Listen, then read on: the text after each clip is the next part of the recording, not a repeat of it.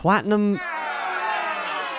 That's right, Platinum is the worst rank in Rocket League, and I'm gonna tell you why. I actually didn't even have this realization until like a few weeks ago where I was working on a video and trying to gather clips for it. So let me just give you this behind the scenes look. So I was working on my 32 mistakes you're probably making video, and I was gathering clips for it. Obviously, you need a ton of footage for a video like that. It was like 18 minutes long, and I wanted to make sure that I had good examples for each mistake. So for mistake number 12 in that video, I needed an example where me and my teammate were waiting on the goal line for the opponents to come punish us instead of actually closing the gap. Because obviously it's better to close the gap at the midfield so they don't just get all the space in the world. So I grabbed a friend and we queued up for casual 2s, and we were planning to purposely make that mistake to try and get examples for the video. However, the problem with this was that the opponents actually need to punish you in order to get a good example of it in game. So we were just there waiting on the goal line, waiting to get punished, and let me just show you what actually happened in game. So just keep in mind that I am Wayton right here, obviously, and the friend that I was queuing up with was Nighthawk, and we were just trying to get these examples, right? And since this is just casual and we never play casual, we would be going against people who are way lower ranked than us. So our strategy for getting these examples was that we would bang the ball all the way down to their half, and then we would immediately retreat back to defense and then just wait on the goal line so they could punish us. So we started off, the game's just normal right off the bat, and we immediately win the kickoff to their half. So we're like, sweet, all right, let's just retreat back immediately. So we immediately go into retreat mode, right? And so they have all the space in the world at the midfield. But the problem is...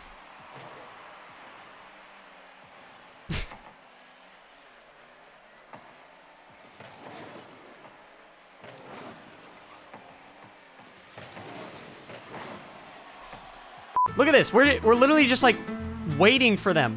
I could be AFK there for like 10 seconds and we'd be fine. So how long was this? Get your timers out.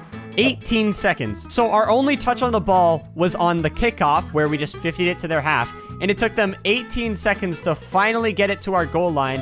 And when they did, it was just rolling right in front of the net. And you might be thinking like, oh, Wayton, why didn't you just save that? You could have just purposely missed it and then used it as an example. But the problem is, if he's just gonna roll it right in front of my car, how could I not save this? So we saved it and tried to clear it out. So hopefully we can set up another example. And maybe next time they'll actually start a good attack. So we put it in their corner like, oh no, I accidentally gave it to the opponents and then just drove away. And then it takes them a few seconds to realize that it's a free ball. So they start their attack again. And then it's just another roller.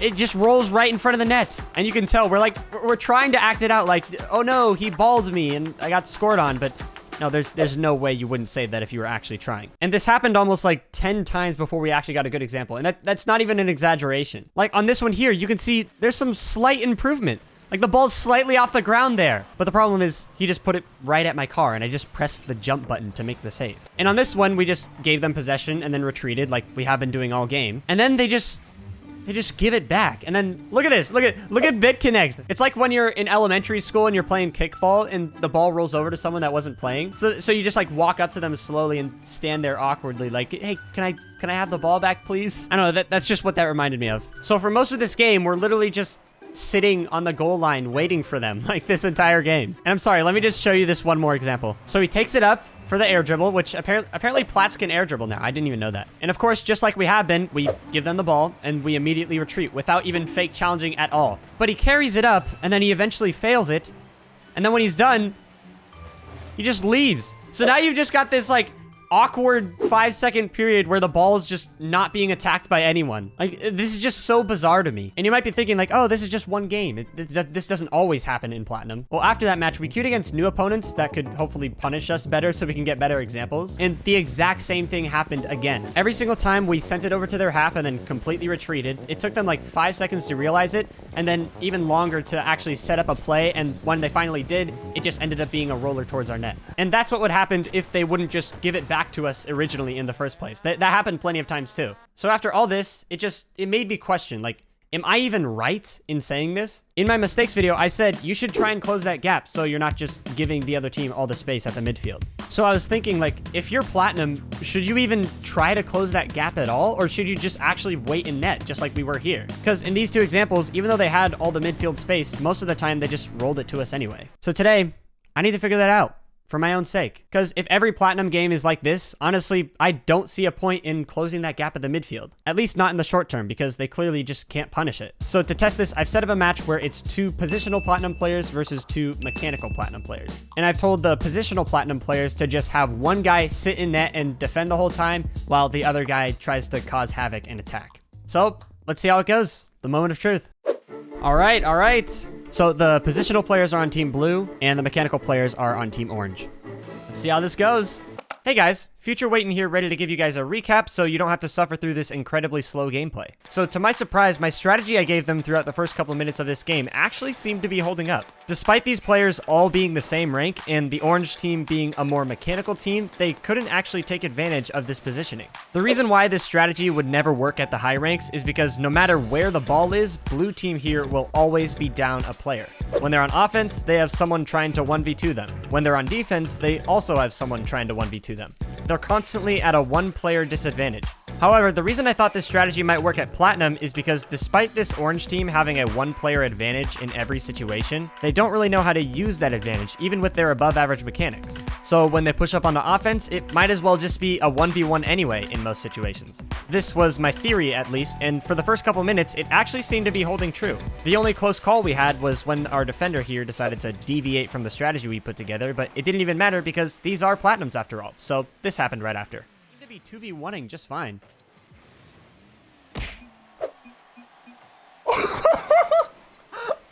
The final score of game 1 finished at 2-0 in favor of Team Orange, but this is a new strategy for Team Blue, so I was hoping it would just take them a little time to adapt to it. All right, here we go. Game number 2. Nice hit. Get the counterattack. It's so weird to see like someone just flailing around in net as his teammate is trying to 2v1 on offense. Let's see if he can set it up. There's the setup. Oh, man. I mean, that's just a mechanical mistake. You can't really blame the positioning on that. The shot? Oh, okay. Oh, gosh. This could be bad.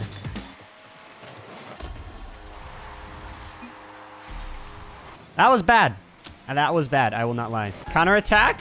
See, they're all pushed up. This was the plan. Oh, my God. Why is the positional player going for a ceiling shot?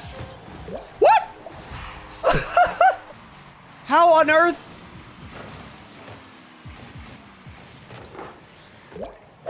What is this? This is why Platinum is the worst rank.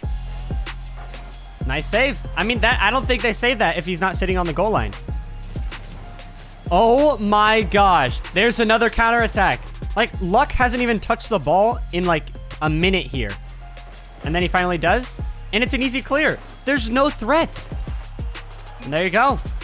Game 2 goes to the positional players. That's right. In game 2, the strategy seemed to be working a little bit better. It's like they were getting used to it and they just needed some time to practice with it. But now it was time to move on to game 3 to see if this strategy is really viable or not. All right, here we go. Game 3. This is going to be the deciding factor. The counter. So close. No. Why are we? What? What happened to the strategy? Okay, we're fine. Like, this blue team has not gotten punished for pushing up too far at all yet. But I can't say the same for orange team. That was so close. And then the counter. There you go. Okay. There's where the mechanics comes out. All right. See, when it's not a roller, that's where this strategy kind of breaks down. If they don't just roll it towards your net, then yeah, you kind of do need someone pushing that. What? Hey guys, Future Wayton here again. Apparently I didn't realize how ridiculous it was at the time, but as I'm editing this, I noticed that in the previous game, one of the mechanical players was trying to set up air dribbles for like 30 seconds straight, and somehow no one interrupted them the entire time. It was honestly hilarious, as you can see. Apparently this is what mechanical platinums do when they have infinite space. Anyway, the reason I'm bringing this up now is because this ended up happening in this game, and it kind of blew my mind. I'll just let you watch and enjoy. Going up for another air dribble.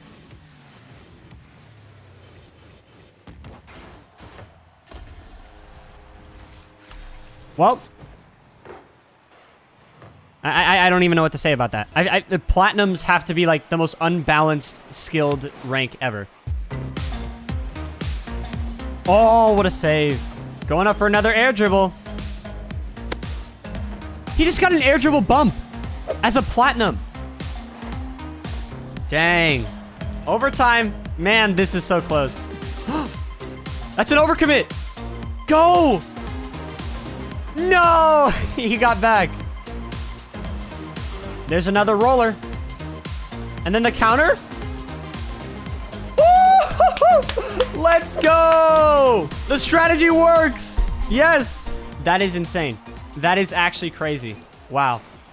So I guess there is some value to this strategy, apparently. Like, considering they lost the first game but won the next two, you could definitely tell they were adapting. So if they had like a week of practicing with this specific strategy, I bet they would get pretty good with it. But then again, there is absolutely no way this strategy would work nearly as well at a higher level. So I guess use it at your own risk. It might work really well in the short term, but once you get up to champ, it's probably not going to work at all. But anyway, if you enjoyed this video, please let me know. I want to make more videos with this style in the future. So if you did, leave a comment, come into my Twitch stream and let me know. And of course, don't forget to subscribe. I make new videos every single week. And anyway, that's about it. I'll see you guys next time.